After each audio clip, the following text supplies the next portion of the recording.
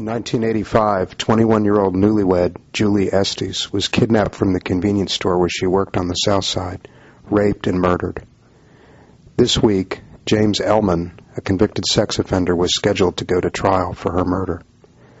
But Elmen surprised a courtroom yesterday when he pled guilty to first-degree murder in exchange for a mandatory life prison sentence. Julie's family talked about the case and the plea after it was over. Families waited a long time to see him go away for good. They definitely miss their sister, and wish that things could have turned out differently. In speaking with everyone that over the years, the different detectives and everyone who was on the case, they always had a deep feeling that it had been him all along, but they could never prove it because in 85 or 86 they didn't have the DNA that we have today in the technology. So they've always had their gut feeling, and they've always known that it was him. The day I called, I'll never forget it. It was September 9th, 1996. It was my sister's birthday.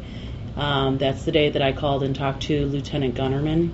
He was the lieutenant in the office here in the homicide division, and he was shocked that I called because he couldn't believe that anyone from the family had contacted them, because they had just reopened the case at that time.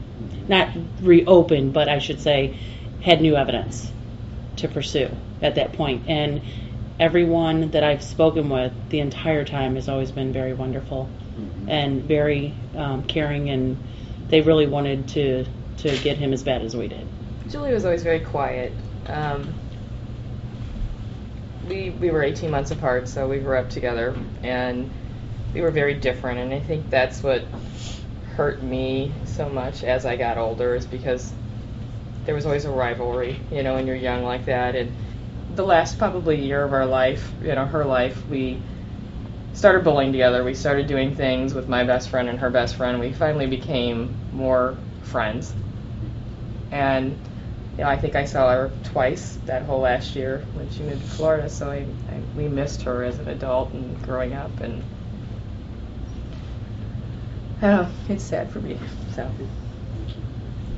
this is probably the better of the two options, because you never, like I said, you never know what a jury's going to do or anything else, and this way you don't have a chance to get out.